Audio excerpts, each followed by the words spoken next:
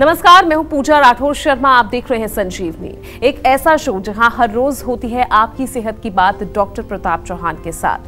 Thyroid imbalance सिर्फ महिलाएं ही नहीं बल्कि पुरुषों के लिए भी एक बड़ा हेल्थ इश्यू बनता जा रहा है। थायराइड इम्बैलेंस से पुरुषों के स्वास्थ्य पर कैसे बुरा असर पड़ता है, आपको अगर थायराइड इम्बैलेंस है तो आपको आयुर्वेद से क्यों जुड़ना चाहिए, आइए जानते हैं डॉक्टर चौहान से। क्या केवल महिलाओं को ही होता है थायराइड इम्बैलेंस? जी नहीं, पुरुषों की सेहत पर भी बुरा असर डालता है थायराइड इम्बैलेंस, लेकिन इसके लक्षण, इसके असर है बहुत अलग। देखिए मेरे साथ संजीवनी। डॉक्टर चौहान, आपका बहुत बहुत स्वागत है। थैंक यू जी। तो डॉक्टर चौहान, आज हम बात कर रहे हैं थायराइड की, और वो भी मेल्स में। जी। तो क्या जितनी समस्या ये महिलाओं के लिए बड़ी है उतनी ही पुरुषों में भी अक्सर ये पाई जाती है, और इसके कारण क्या है? देखिए, थायराइड बहुत कॉमन रोग है आजकल, बहुत हर दूसरे तीसरे व्यक्ति में आपको देखने को मिल जाएगा। और पुरुषों में भी थायराइड ग्लैंड होता है, इसलिए उनको भी प्रॉब्लम हो सकती है। पुरुषों में भी थायराइड संबंधित रोग होते हैं, लेकिन अगर देखें महिलाओं के कंपैरिजन में कम होता है। एक सर्वे के अनुसार अगर हम देखें तो महिलाओं में थायराइड की प्रॉब्लम होने की संभावना जो है पुरुषों से 10 गुना ज़्यादा होती है। और मैं अपना एक्सपीरियंस अगर शेयर करूं, ये मैं कोई शास्त्र की बात नहीं बता रहा हूं, कहीं किसी किताब में नहीं लिखी, मैं अपना जो प्रैक्टिस का एक्सपीरियंस आपके साथ शेयर कर रहा हूं कि महिलाओं में ये अधिक क्यों होती है। उसका मैंने देखा कि महिलाएं बहुत इमोशनल होती हैं, और कहीं ना कहीं उनको कुछ इमोशनल ट्रॉमेटिक एक्सपीरियंसेस होते हैं जिसको कई बार वो बहुत ज़्यादा डील नहीं कर पाती, उसके साथ कई चीज़ों को शेयर नहीं करती हैं, अपने अंदर ही उसको रखती हैं। तो उनका जो हार्मोनल सिस्टम है वो इससे बहुत जल्दी एजिटेट होता है, ख़ास तौर से थायराइड का, या उनके जो रिप्रोडक्टिव ऑर्गन्स हैं वहाँ पर भी कई बार कोई प्रॉब्लम्स में पीरियड्स वगैरह से हो जाती हैं। लेकिन जो मेल्स हैं, अगर हम मेल्स की बात करें तो उनके अंदर भी ये प्रॉब्लम होती है। और वो प्रॉब्लम ख़ास तौर से क्योंकि जो पुरुष लोग हैं, क्योंकि मेटाबॉलिक डिसऑर्डर है, हार्मोनल इम्बैलेंस उनके अंदर भी हो सकता है, लेकिन जैसा मैंने कहा कि थोड़ा कम होता है। आयुर्वेद में अगर हम इसको थोड़ा सा समझने की कोशिश करें तो माइंड और ब्रेन ये जो है, इनका कनेक्शन हमारे इमोशन से बहुत क्लोज होता है। हमारा जो मस्तिष्क है, या जिसको हम माइंड कहते हैं, ये जो मस्तिष्क को हम माइंड का कार्य क्षेत्र कहते हैं। तो कहने का मेरा यहाँ ब्रीफ में ये मतलब है कि अगर कोई भी ऐसी चीज़ होगी जो इमोशनल लेवल पर आपको डिस्टर्ब कर रही है तो उससे डेफिनेटली आपको ये प्रॉब्लम हो सकती है। इसके अलावा आपका फूड है, लाइफस्टाइल है, कोई डेफिशिएंसी हो जाती है, कई बार किसी पर्टिकुलर मिनरल की, किसी विटामिन की कोई डेफिशिएंसी होती है, उसके कारण भी हमारे शरीर में ये इम्बैलेंस ऑफ हार्मोन्स होता है। लेकिन हम जो बात आज करेंगे, थोड़ा सा आपको समझाएंगे कि क्या आप कर सकते हैं, किस तरह के आप जो है इसमें प्रिकॉशंस लें। अगर आपको थायराइड है तो भी आपको फ़ायदा होगा, और नहीं है तो प्रिवेंशन के लिए भी आपको ये शो देखने से फ़ायदा होगा। यूरिक एसिड कम करना है तो क्या खाएं, बताएंगे डॉक्टर चौहान सेहत की संजीवनी में, अब से थोड़ी देर के बाद। डॉक्टर चौहान, थायराइड असंतुलन ये किस तरह से पुरुषों की सेहत को प्रभावित करता है? देखिए, जैसा मैंने कहा कि पुरुषों में जो थायराइड के जो इम्बैलेंस से जो थायराइड ग्लैंड है हमारा, उससे निकलने वाले जो हार्मोन्स होते हैं, उन हार्मोन्स में इम्बैलेंस होता है, जिसके कारण मेल में जो एक तो सेक्सुअल हार्मोन है उस पर असर पड़ता है इसका। और आयुर्वेद की भाषा में कहें तो शुक्र धातु जो है, जिसको हम कहते हैं रिप्रोडक्टिव फ्लूइड है, रिप्रोडक्टिव टिश्यू जो हमारा है, उसकी वीकनेस होती है, उसकी एक तरह से क्षति होती है शरीर के अंदर। और शुक्र धातु जब कम होगा तो आपको मालूम है कि उसके कारण फिर not only just sexual weakness, उससे जो पुरुषों में इरेक्टाइल डिसफंक्शन, प्रीमेच्योर इजैकुलेशन या फिर इनफर्टिलिटी जैसी जो प्रॉब्लम्स हैं ये देखने को मिलती है। कुछ पुरुषों में ये भी देखा गया है कि डिलेड इजैकुलेशन भी होता है, ड्राइनेस हो जाती है अंदर। और इसके अलावा जो उनका जो हेयर लॉस होगा पुरुषों में, अगर होगा तो वेट कम होना, कई बार वेट कम हो जाता है। और कई पुरुषों में जो ब्रेस्ट की एनलार्जमेंट भी देखने को मिलती है, जिसको हम गायनेकोमेस्टिया जो अंग्रेजी में बोलते हैं, ये रोग भी इसके कारण हो सकता है। और पुरुषों से मेरा निवेदन यही रहता है कि आप जो है इस तरह की कोई भी जब समस्या आपको अगर दिखाई देती है तो एकदम से मत भागिए कि एक गोली खानी शुरू कर देते हैं, फिर ज़िंदगी भर उनको गोली खानी पड़ती है और जो प्रॉब्लम है वो वहीं की वहीं बनी रहती है। लास्ट में लोग हमारे पास आते हैं। लेकिन मैं आपसे बार बार ये निवेदन करता हूँ कि आयुर्वेद फर्स्ट, और उसमें भी आप जीवा से जुड़ सकते हैं। आपके लिए कितनी चैनल्स हमने खोली हुई हैं, फ़ोन के माध्यम से, वीडियो के माध्यम से, फेसबुक के माध्यम से, इंस्टाग्राम के माध्यम से, टीवी शो के माध्यम से, हर तरह से हम आपके साथ जुड़े हुए हैं। आपको केवल एक कदम बढ़ाना है, आयुर्वेद से जुड़ना है, और फिर देखिए आप आयुर्वेद का चमत्कार। लास्ट में जब आप आते हैं, बहुत देर से जब आते हैं, तो उसमें बहुत मेहनत होती है, हमें भी मेहनत करनी पड़ती है, आपको भी जो है बहुत मेहनत करनी पड़ती है, और फिर लंबा समय लगता है उसमें चिकित्सा। जितना जल्दी आएंगे उतना जल्दी आप ठीक हो जाएंगे। इसलिए शीघ्र से शीघ्र कोई भी रोग हो, थायराइड से संबंधित हो, कोई भी किसी तरह का रोग हो, जल्दी से जल्दी आयुर्वेद से जुड़ें और अपने रोगों को नेचुरल तरीके से उनका उपचार करें। और चलिए, संजीवनी दर्शक हमारे साथ जुड़ गए हैं, दिल्ली से फैज है फोन लाइन पर। फैज, सवाल पूछिए। जी नमस्कार सर। बोलिए सर, प्रॉब्लम मेरी है, मैं सर खाता तो बहुत हूँ पर बॉडी में लगता नहीं है सर। अच्छा, मतलब आपका वजन नहीं बढ़ता? जी जी। अच्छा, देखिए, दो चीज़ें हैं यहाँ समझने वाली। कई बारी किसी किसी व्यक्ति की प्रकृति ऐसी होती है। अगर आप स्वस्थ हैं, हेल्दी हैं, एनर्जेटिक हैं, तो फिर ज़्यादा टेंशन मत लीजिए, क्योंकि वात प्रकृति एक आयुर्वेद में डिस्क्राइब्ड है। जो कि वात प्रकृति के लोग हैं, उनका शरीर दुबला पतला होता है, ख़ास तौर से उनके बहुत ज़्यादा फैट, बहुत ज़्यादा मसल्स नहीं बनते हैं, बहुत वीक मसल्स और हड्डियाँ उनमें ज़्यादा दिखाई देती हैं। लेकिन वो एक शरीर का एक प्रकृति है, वो कोई रोग नहीं है।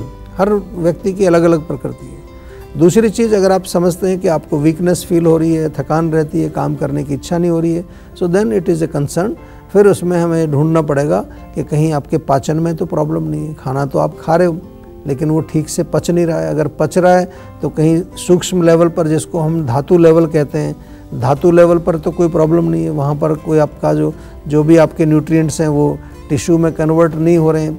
या कभी कभार हमने ये भी देखा कि मानसिक लेवल पर अगर आप बहुत ज़्यादा एंग्जाइटी में हैं, डिप्रेशन में हैं, या मन आपका खुश नहीं है, प्रसन्न नहीं है, तो भी उसका असर जो है आपके पाचन पर पड़ता है और आपके शरीर की ग्रोथ पर भी पड़ता है। तो आपसे निवेदन तो यही करूँगा कि एक प्रॉपर एनालिसिस किया जाए, रूट कॉज को पता लगाया जाए, और उसके बाद मेडिसिन तो कोई बड़ी चीज़ नहीं है। जब हमें कॉज पता चल जाता है, उसके अनुसार ही हमें चिकित्सा करनी पड़ती है। ऐसा नहीं है कि कोई हम किट बना करके दे दें कि ये किट है, हमारी किट खरीद लीजिए और इससे मोटे हो जाएंगे आप, इससे आपकी मसल बन जाएंगी। ऐसे चक्कर में मत पड़िए, बहुत कुछ ऐसा मिल रहा है आजकल। लेकिन ध्यान ये रखना है आपको कि आपके केस में कारण क्या है, उसका पता लगाइए पहले। जब कारण पता चलेगा तब उसका निवारण होगा। पहले से बनी बनाई कोई ऐसे प्रोटीन पाउडर, शेक्स वगैरह ये खाना शुरू मत कर दीजिए, उनके बहुत साइड इफ़ेक्ट हो जाते हैं बाद में चल के। चाहे बेशक उसमें आयुर्वेदिक नाम लिखा है, केवल आयुर्वेदिक लिखने से वो ये नहीं हो जाता कि ये सेफ़ है। वो आपके रूट कॉज के अनुसार होना चाहिए, वो पर्सनलाइज्ड होना चाहिए, तब वो सही मायने में आयुर्वेदिक है। डॉक्टर चौहान, अगर थायराइड इम्बैलेंस है जी, तो पुरुषों को किस तरह की डाइट लेनी चाहिए? देखिए, जहाँ तक इसमें डाइट का सवाल है, तो एक ही चीज़ बार बार मैं रिपीट करता हूँ कि डाइट तो अच्छी पौष्टिक होनी चाहिए, क्योंकि मैंने बोला धातु कमज़ोर हो जाते हैं। शरीर में धातुओं को पुष्ट करने के लिए हमें अच्छी डाइट लेनी चाहिए। खास तौर से जैसे मैंने जिक्र किया कि शुक्र धातु इसमें कमज़ोर होता है, तो शुक्र धातु वर्धक डाइट इसमें लेनी चाहिए। जैसे आप रात को 7-8 बादाम भिगो दीजिए, 2-3 अखरोट, खजूर भी बहुत अच्छा है, किशमिश भी ले सकते हैं। खजूर और किशमिश को दूध में उबाल करके पिएं, उससे बहुत अच्छा फ़ायदा होगा। हरी सब्जियां जो हैं बहुत अच्छी रहती हैं, जो कि आसानी से पच जाएं, और उसके अनुसार जो है अपने पाचन के अनुसार आप थोड़ा सा घी का सेवन भी कर सकते हैं। घी भी जो है अच्छा शुक्रवर्धक माना गया है। अच्छा हनी मिल जाए आपको, जीवा में हमारे यहाँ हनी मिलता है, वो आप सेवन कर सकते हैं।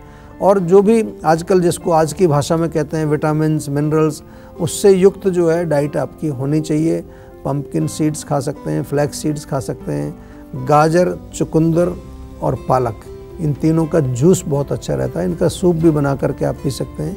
और जो भी सीजनल फ्रूट्स आपके चल रहे हैं, जो भी सीज़न है उसमें जो फ्रूट्स मिलते हैं उनका सेवन करें, क्योंकि फ्रूट्स के अंदर बहुत अच्छी जो है न्यूट्रिशन मिलता है। जंक फूड का सेवन नहीं करना है, और इसके साथ साथ जो प्रोसेस्ड फूड होता है या फिर कई ऐसी चीज़ें जो पैकेट में आपको मिलती हैं, प्रिजर्वेटिव डला होता है, उनका सेवन आपको नहीं करना है बिल्कुल भी। कार्बोहाइड्रेट्स थोड़ा कम खाइए। डीप फ्राइड तली हुई चीज़ें जो हैं उनको भी अवॉइड करना है, चीनी को अवॉइड करना है, और साथ में जो है नमक भी थोड़ा सा आप अधिक मात्रा में सेवन ना करें। ये छोटी छोटी सी चीज़ें अगर आप ध्यान रखेंगे तो आपको ऐसा लगेगा कि क्या आपके बॉडी में एक नया चमत्कार हो गया, कि आपकी बॉडी बिल्कुल नई हो रही है। साथ में थोड़ा सा ध्यान, थोड़ा मेडिटेशन, प्राणायाम, योग ये भी करना चाहिए। जीवा मेडिटेशन आपको YouTube पर मिलेगी, वो आप ध्यान से उसको जो है सुनिए और वो मेडिटेशन हर रोज़ करिए, ताकि सूक्ष्म लेवल पर भी आपका शरीर स्वस्थ रहे। और चलिए अब जानते हैं आज का जीवा मंत्र। डॉक्टर चौहान, जीवा में थायराइड ना हो और अगर किसी को हो जाए तो क्या ट्रीटमेंट दिया गया है? देखिए, हमारे यहाँ तो जो आयुर्वेद में जो चिकित्सा करते हैं, मैं इसको हमेशा बार बार समझाता हूँ कि थायराइड में जो है जो मेन इम्बैलेंस ना हो, पहले तो हम ये इसका जीवा मंत्र यही है कि अपनी प्रकृति को समझें, बहुत इंपॉर्टेंट है। पहली बात प्रिवेंशन की बात कर रहा हूँ, अपने लाइफस्टाइल को अपनी प्रकृति के अनुसार का इतना ही करना पड़ता है आपको। थोड़ी दिनचर्या को ठीक करें, नियमित रूप से व्यायाम करें, योग प्राणायाम करें, जीवा मेडिटेशन करें, ये मैं बार बार समझाता हूँ।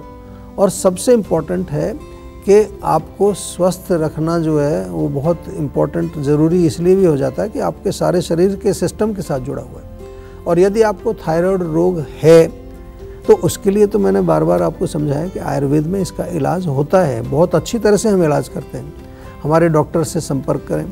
थायराइड का जो रोग है वो एक साधारण रोग नहीं है, थोड़ा डिफ़िकल्ट है। इसको जब हम ट्रीट करने चलते हैं तो हम इसको कष्ट साध्य बोलते हैं, मतलब डिफ़िकल्ट टू ट्रीट कैटेगरी में ये आता है।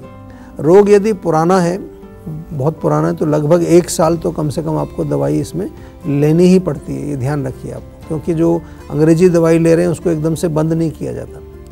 जीवा में पंचकर्म के माध्यम से बहुत अच्छे रिजल्ट आते हैं। तो पंचकर्म हमारी काफ़ी सारी क्लिनिक्स पर भी अवेलेबल है, आप उन पर भी जाकर के पंचकर्म करा सकते हैं। और थायराइड के केसेस जो हैं वो कम से कम 2 या 3 वीक्स के ट्रीटमेंट में हमें कुछ ना कुछ उसमें इम्प्रूवमेंट दिखने लगता है।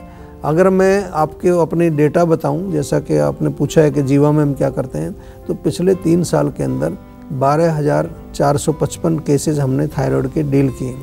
और उसमें थोड़ा सा अगर रिलीफ के बारे में बात करें तो पेशेंट्स को रिलीफ बहुत अच्छा आता है।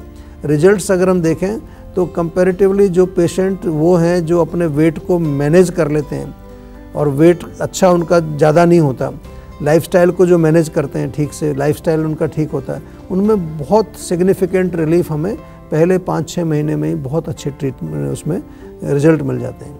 और जो पेशेंट जो है ट्रीटमेंट जिनको जो है थोड़ा पुराना रोग है उनको लगभग 1 साल, जैसा मैंने शुरू में बोला, 1 साल उनको लग सकता है। 80 से 100% रिलीफ हमने इसमें देखा है। और कुछ पेशेंट्स को 1 साल के बाद भी जो है कुछ थोड़े बहुत हम सपोर्टिव ट्रीटमेंट उसको देते हैं। तो ये मैंने विस्तार से समझाया। बाकी हर केस अपने आप में अलग है। वो जब आप हमारे पास आते हैं, हमारे डॉक्टर से मिलते हैं, तो पूरा जब एनालिसिस करेंगे तब हमारे सामने एक पूरा आपका एक रोड मैप होता है और वो आपको हम समझाते हैं। टेंशन लेने से सेहत नहीं बनेगी, सेहत बनानी है तो सेहत का नंबर मिलाएं जो है 0129404004 और डॉक्टर चौहान की टीम के डॉक्टर से बात करके गुड हेल्थ पाएं। अगर आप भी यूरिक एसिड को कम करना चाहते हैं तो क्या किया जा सकता है, बताएंगे आपको ब्रेक के बाद, क्योंकि जारी रहेगी सेहत की बात डॉक्टर प्रताप चौहान के साथ।